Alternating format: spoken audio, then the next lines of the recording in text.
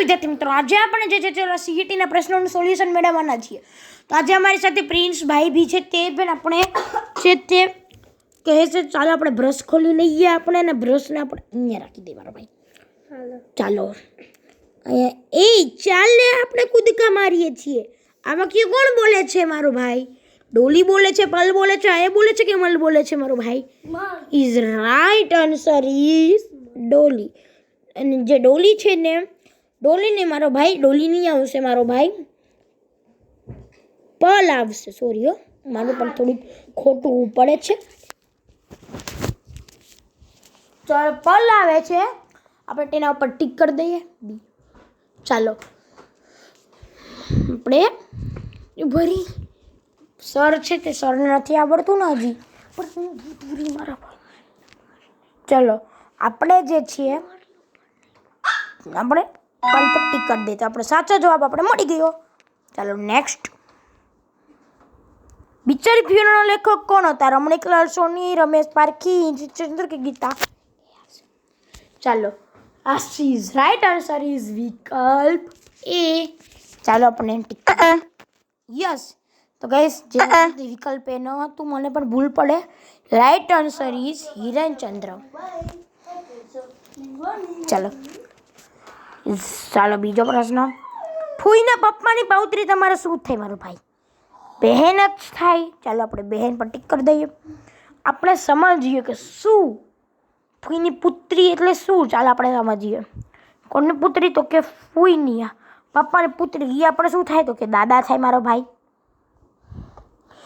હવે દાદા થાય તો દાદાની પૌત્રી તમારે શું થાય? ફૂઈના પપ્પા તો દાદાની જ બહુ છે, તે આપણી બહેન જ થાય. ભૂલથી પણ તમે જે છે તે ફૂઈ ઉપર ટીક ન કરી દે તમારો ભાઈ.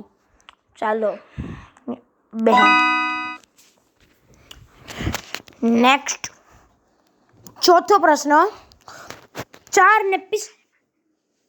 ચાલો આપણે વાંચી લઈએ. પપ્પાની પત્ની તમારે શું થાય? પપ્પાની પત્ની એટલે ચાલો અહીંયા આપણે લખ્યું છે પપ્પાની પુત્રી, એટલે પપ્પાના પપ્પા એ આપણા શું થયા? દાદા થયા મારો ભાઈ. દાદાની પત્ની આપણે શું થાય મારો ભાઈ? દાદી થાય. શું થાય? કે દાદી થાય. વિકલ્પ સી જે છે તે આપણો સાચો ઉત્તર છે મારો ભાઈ. ચાલો નેક્સ્ટ પ્રશ્ન. ડોલીની સૌથી નાની બહેન ક્યાં હતી? બોલ.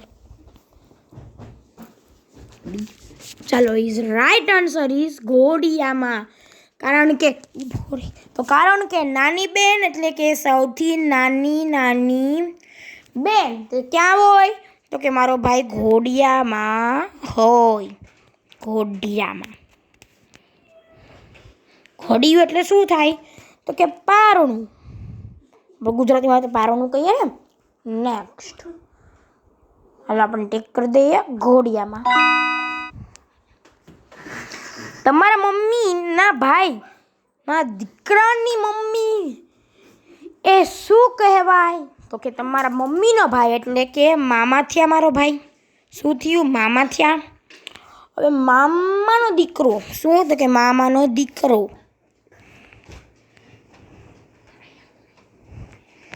હવે એની પત્ની તમારે શું થાય?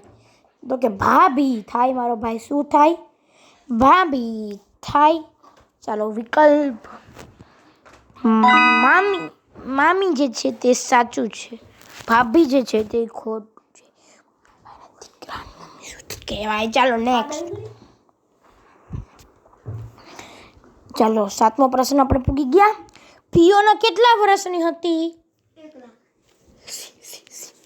Is right answer is C. એટલે તમે વાર્તા જોઈએ છે તો શું લખ્યું હતું? ફિયો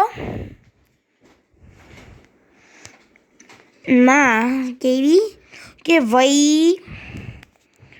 માં સૌથી નાની. શું? તો કે સૌથી નાની.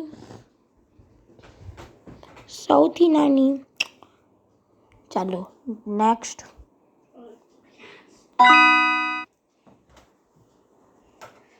પંચ પકવાન એટલે શું? ચાલો 5 પ્રકારની મીઠાઈ આવે, 5 પ્રકારનું શાક કે તો સાચો જવાબ અહીંયા સાચો જવાબ આવશે વિકલ્પ એ. તો એ ઉપર આપણે ટીક કરી દઈએ ને મારો ભાઈ.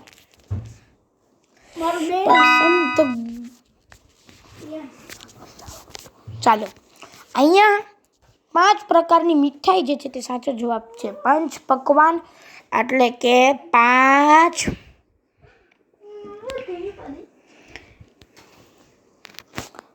પ્રકારની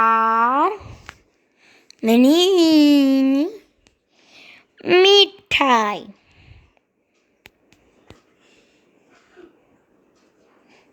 ઠીક છે ને? નેક્સ્ટ 9મો પ્રશ્ન.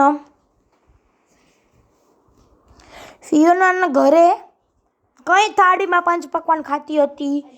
સ્ટીલની? ના ભાઈ ના. કાંસાની? ના ભાઈ ના. સાચો જવાબ છે તાંબાની થાળી. શું? તાંબાની થાળીમાં. ઠીક છે ને? નેક્સ્ટ ચાલો આગળ વધીએ આપણે. ફિયોનાના ખાસ સંભાળ માટે રાખવામાં કોણ આવ્યું હતું? આયા, માયા, પલમલ કે ડોલી? અરે ભાઈ માયા એ તો ક્યાંય આવ્યું જ નથી વાર્તામાં. પલ તો કે એ બેની બેન પહેરાણી હતી. તો જે વિકલ્પ છે તે વિકલ્પ એ જે છે તે આપણો સાચો ઉત્તર છે. નેક્સ્ટ ચંદુના કાન કોણે સાંભળ્યા? ચંદુનો કાન કોને મળ્યો? બિલ્લીએ? ના ભાઈ ના. ઉંદરે? ના ભાઈ ના. દાદીએ? નહીં. મમ્મી પપ્પાએ જે છે તે આપણો સાચો ઉત્તર છે. મમ્મી કાન પકડ્યો ને પપ્પાએ શું કર્યું?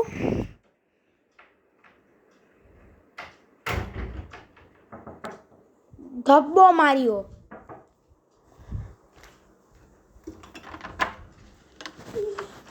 ધબ્બો માર્યો. ચાલો